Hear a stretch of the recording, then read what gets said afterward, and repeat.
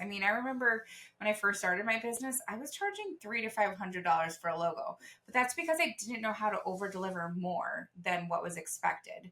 And so right now, someone might come to me for a logo, but I'm going to over deliver so much more. So yes, they are paying a lot more than back when it was $300, $500, but they weren't getting much, and they weren't getting much strategy with it either. And they wasn't getting as much thought and time that's put into it, and extra time that's put into it to make sure that it is the most impactful brand or website that can be created. So as a creative, I knew that I always wanted to run a business, but I didn't know the businessy things. I'm Kim Russo, owner of On Brand Designs, creator of the Profitable Brand Designer course, and this is my cute man over here. I thought we were going to say handsome man, but I'm handsome man Jeremy, co-hosting the show with Kim, hoping to share some knowledge and laughs as we share our journey together as an entrepreneurial couple. Thanks for being here, and I hope you enjoy this episode.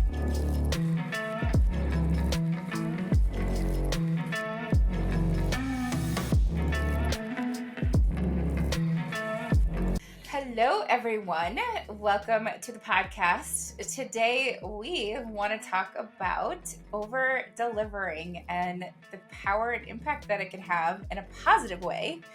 If you listened last week, we talked about positive words. So we want to talk about this in a positive way because sometimes that word can sound negative. But over delivering and adding more value to your clients can help get you a long way. And I've got some plans that I want to share for 2025 that I intend to over deliver and add more value to my clients. And you do a great job, I swear. And that's not just me saying it. Anybody that knows Kim knows that she just goes above and beyond for like anybody, which is in her nature. So it's not me just bragging, you know, from my point of view. It's just things that's in her nature, and she just sometimes she has to rein it back in because I do try to, you know, keep her even keel with how much she is over delivering, which again is a great thing to do. So she's the perfect person to talk about this because she definitely knows how to do that. But you know, it's good to keep your barriers and keep your so it doesn't negatively affect you too. So. Yeah. So one of the things that actually helped me propel in business is in my offerings, being able to charge so much more because of how much value I'm giving and how much unexpected value. I'm like your little designer in your pocket, your brand specialist, Pocket designer. Yeah, and how involved I really am. And so I think branding and website design and working on anytime anybody's paying for you to do any type of service, it's a very intimate process. And one of the things I pride myself in is communication and providing more value than they realize. And so they're looking at the investment they made in themselves with me as a huge value to them. So over delivering helps with so many things. So one, I always want to make sure that I'm satisfying every client's needs and ultimately wowing them. So one of my taglines is like, I want to create brands that they say, oh, I love that. And those brands are not just in the actual physical graphics or, you know, not really physical, tangible, the digital assets that you're receiving. It's the whole experience. It's the not just a logo or not just a website. It's, as I put in all my footers of websites I create, lovingly designed by On Brand Designs. So that whole experience provides such a comforting and warm space for somebody. And so over delivering for me is just natural. But you know, I do like to keep within boundaries. I know that there's work to be done, but I think what ends up ultimately happening when you over deliver is you get better reviews, you get client referrals, you get tons of positive reinforcement about your business and service out there. So it's it's not for nothing. It's wanting to create the ultimate service and package and outcome for your clients, and it will pay it forward in the end. Yeah, and I think people, realize that and appreciate that in the work that you do, because that's, you know, it can affect your. It obviously elevates your value to which you can charge more for the work that you do because people are more willing to pay.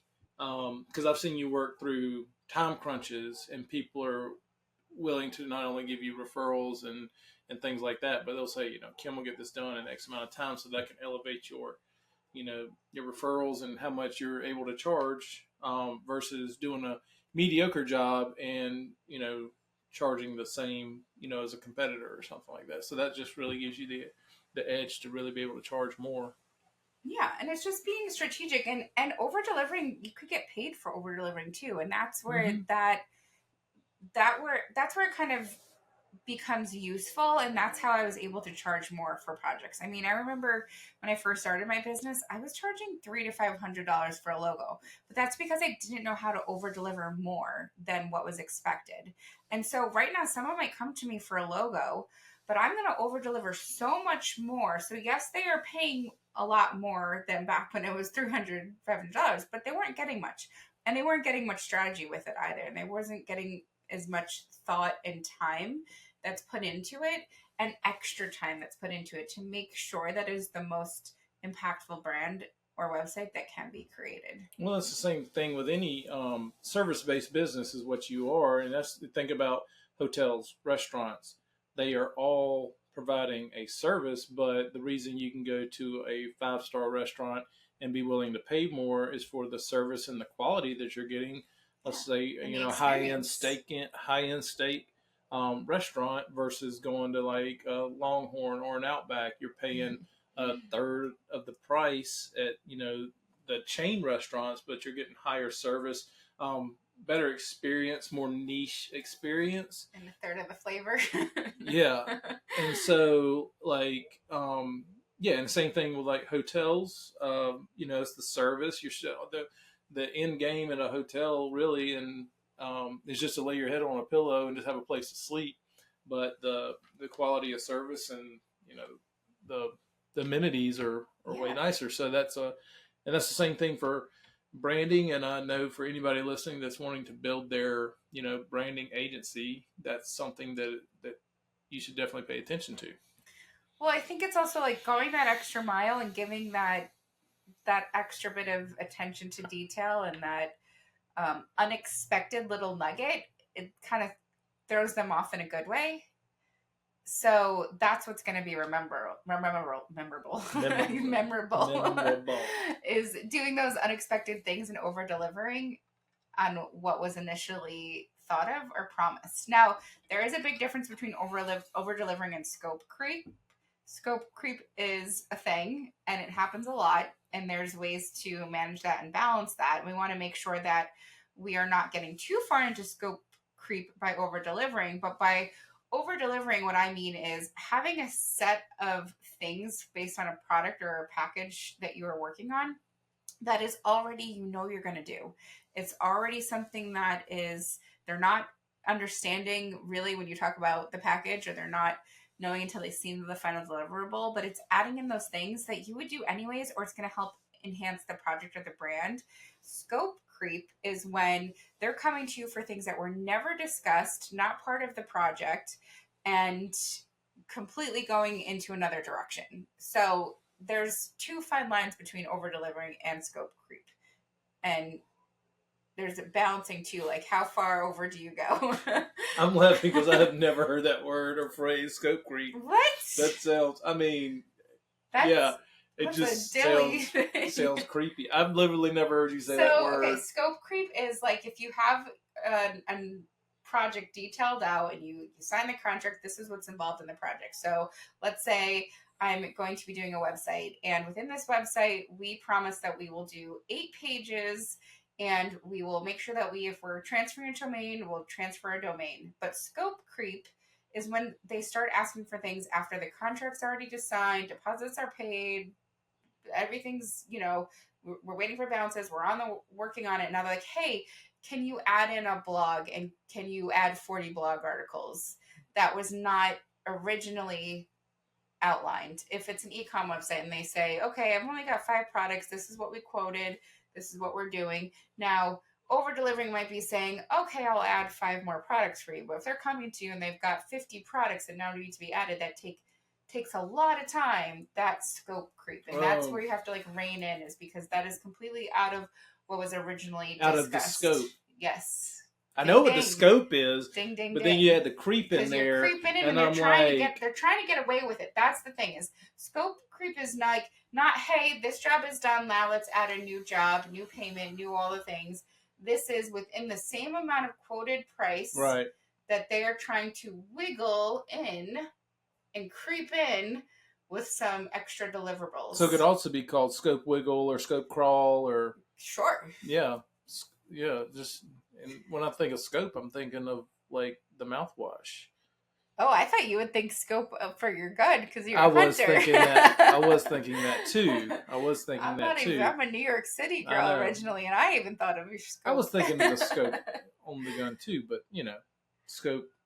The scope of the work gets out of control. Mm-hmm. So, big difference between over delivering and scope. So, when I'm over delivering, I want to establish that what am I willing to do to make this project even better, not what is the client dictating I do. Yeah, and we've talked about that too before. That has nothing to do with the project. Right, and I think what we started talking about first is like your boundaries, and that's, and I think that's something that a client should be respectful of and not try to put that on any designer or anybody that is trying to get work done for you to say, oh yeah, by the way, we already know this is the contract. This is outlined in the contract of what we're going to do. So we're going to add this on. That's in my world called like an add-on. Okay, if you want to do that, we're going to add on X amount of dollars for that scope of work. Mm-hmm. Looking down the scope of the looking down the scope. Yeah. And most of my packages have add-ons. Yeah. So, but sometimes there's also something that I do if a client is teetering on getting going or not, taking one of those add-ons, it's not too hard to do, makes sense for the brand, like a LinkedIn banner, let's say, mm-hmm. or a business card design. And once the brand's already established, those aren't too hard to do. So as part of an incentive, or, to offer a little more value, throw that in as like a gift, something that's not going to be taking you hours and hours and back and forth. And it's really just, here's one option. This is my gift to you. Mm-hmm. And usually in that case, they're not going to be coming back with a million edits and, wanting a, bunch of options. No, I mean, that's over delivering. If that's something that you want, or if they come to you and say, okay, can you do this? You're like, hey, just so you know, this isn't in the scope of the work, but it's something I'm willing to do. It adds more value, mm-hmm. and they're impressed that you're offering that. And sometimes I offer that as like, hey, if you sign up today, mm-hmm. We'll include this. Yeah. To kind of give them that extra incentive, because they feel like, they're getting something for free, which technically they are. But it kind of fits within the brand anyways. So it's something that you'd want to do to complete the package. So you like to under promise and over deliver. Yes. The old saying. Yes. The old adage of under promise and over deliver. That's what everybody really likes. Yeah. Because it does. I mean, it helps you, get more fame, get more accolades, but over deliver on my terms and what mm-hmm. I feel good in over delivering, mm-hmm. and that's the difference between scope creep and over delivering. Scope creep. That's a new word. I know what it is now. Yeah. I've heard you talk about it, but I've never heard you call it. I've never heard you put a phrase or a term to it. Oh. Mm-hmm. See, guys, I learn something new every day. Well, that's good that I don't talk about it a lot, because that is a negative thing. Yeah. So I've never heard that term. But I do end up having projects that go into it, and And sometimes that is just, under discretion, providing more value, and the project can't move forward until something gets done. Mm-hmm. So, for example, I don't position myself to work on Fridays or the weekends, and I try to hold that boundary super clear. But those are my creative times. So when I say I'm not working, that means I'm not answering calls. I'm not really checking email. I'm not on Zoom all day. I'm not at my desk. I'm not like a you know, readily available and accessible. But You're on the couch watching I'm your on the favorite couch sport, football. and working, Mm-hmm. because that's when I have quiet chunks of time, and that's in my human design too, where I feel like I am the most creative and can really get in flow. And that's like my self-care. I get excited to have those, like, ooh, we've got nothing going on today. I'm Yeah. going to sit back and relax and get She's got me in the kitchen slaving away, cooking with my apron on that says "World's Best Cook." You don't have an apron, but are you trying to tell me you want an apron that No, says World Best Cook? I'm not. World's Best Meal Prepper. But my point to that is, yesterday I did have a set time call with a client. That was a Sunday. We're recording this on Monday. So on a Sunday, and I hardly ever do this, but in this instance, it was a transfer of a domain with a website. And sometimes, they can go down. And so it's a busy time of the season for this client.